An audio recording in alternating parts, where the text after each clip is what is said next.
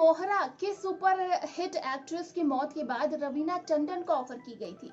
क्या था इस फिल्म का बजट और बॉक्स ऑफिस कलेक्शन? इस फिल्म की कास्ट के लिए अनिल कपूर ने ऐसा क्या कहा था कि सुनील शेट्टी उनसे बहुत ज्यादा नाराज हो गए थे? और इस फिल्म से जुड़ी ऐसी वो तमाम बातें कौन सी है जो आप नहीं जानते होंगे? क्या इस फिल्म का सीक्वल बनना चाहिए? हेलो फ्रेंड्स, आप देख रहे हैं बॉलीग्राफ स्टूडियोज। मैं हूं सोनिका जियाल और आज बात करेंगे 1994 में रिलीज हुई फिल्म मोहरा के बारे में और इसके सीक्वल के बारे में। तो ये वीडियो आखिरी तक जरूर देखिएगा। तो दोस्तों, इस फिल्म में अक्षय कुमार, सुनील शेट्टी, रवीना टंडन, नसीरुद्दीन शाह और परेश रावल जैसे कलाकार नजर आए थे और इस फिल्म का डायरेक्शन किया था सुजीत रॉय ने। सुजीत रॉय इससे पहले बहुत सारे हिट फिल्मों का डायरेक्शन कर चुके थे। युद्ध उनकी पहली फिल्म थी, जो डायरेक्शन की दुनिया की पहली फिल्म थी। उसके बाद उन्होंने गुप्त और त्रिदेव जैसी सुपर हिट फिल्मों को डायरेक्ट किया और इस फिल्म का प्रोडक्शन किया था शब्बीर बॉक्सवाला और उनके साथ गुलशन रॉय ने। फ्रेंड्स, गानों की बात करें तो इसमें 9 गाने थे और 3 गाने बहुत ज्यादा पॉपुलर हुए थे। इसमें ना कचरे की धार, तू चीज बड़ी है मस्त मस्त और टिप टिप बरसा पानी शामिल है।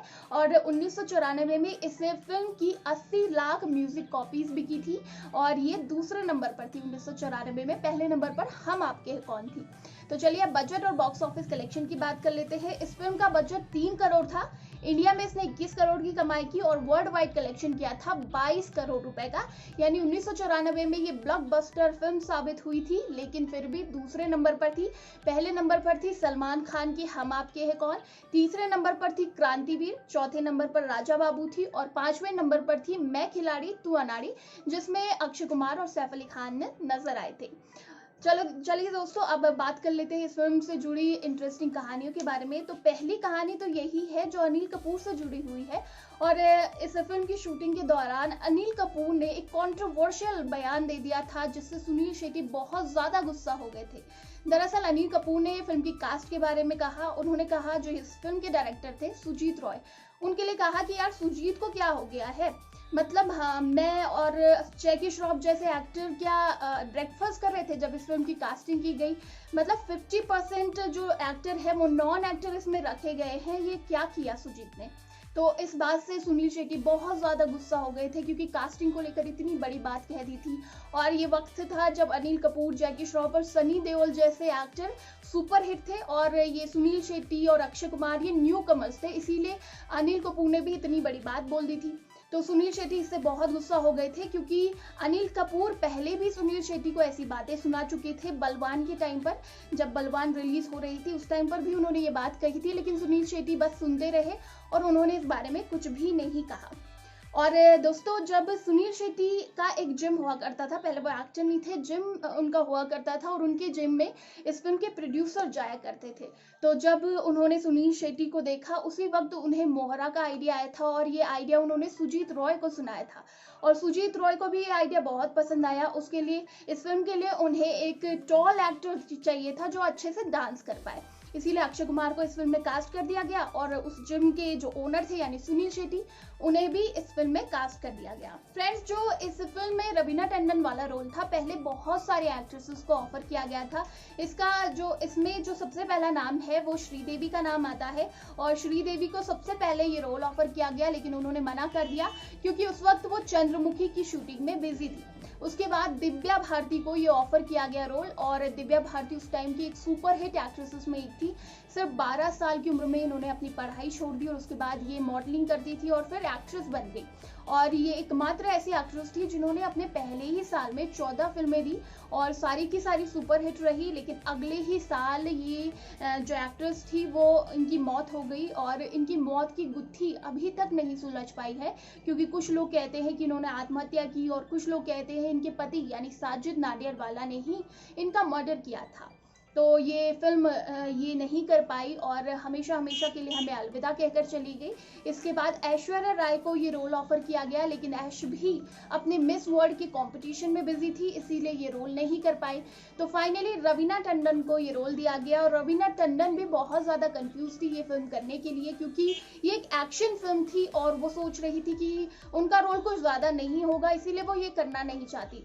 लेकिन जब ये फिल्म उन्होंने की तो बहुत ज़्यादा उन्हें अप्रिशिएट किया गया और उनके जो गाने थे चीज़ बड़ी है मस्त मस्त और टिप टिप बरसा पानी, उसको आज भी याद किया जाता है और इसी से उनकी एक मस्त गर्ल वाली इमेज बन गई थी। और मनीषा कोइराला को भी ये रोल ऑफर किया गया था, लेकिन उस वक्त वो अपनी 1942 लव स्टोरी की शूटिंग में बिजी थी।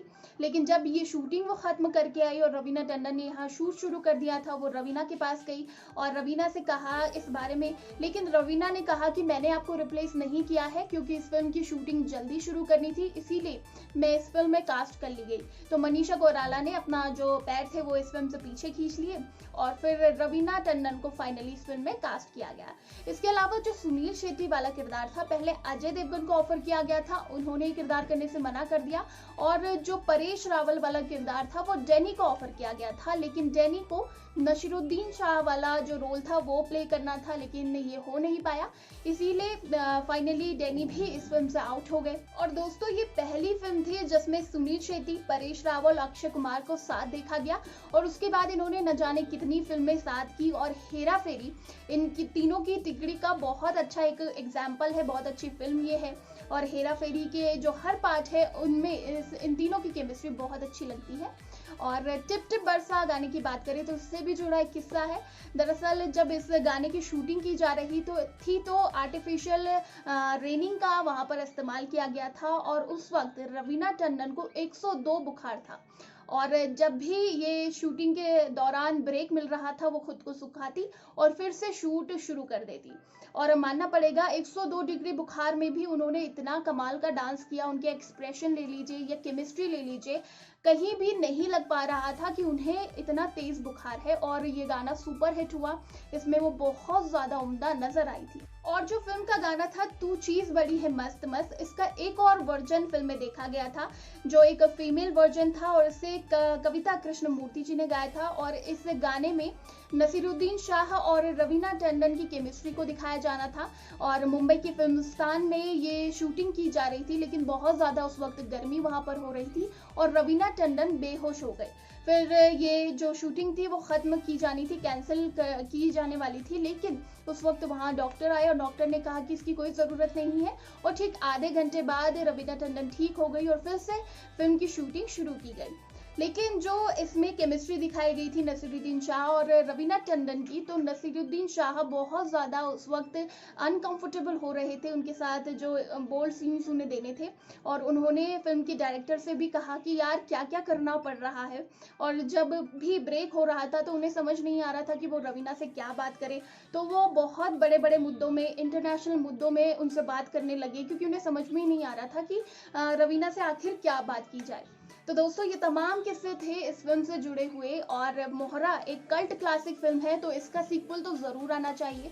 आपको क्या इस फिल्म के सीक्वल का इंतज़ार है और इस फिल्म से जुड़ी कौन सी बात आपको सबसे ज़्यादा अच्छी लगी और ये फिल्म कैसी लगी, हमें नीचे कमेंट सेक्शन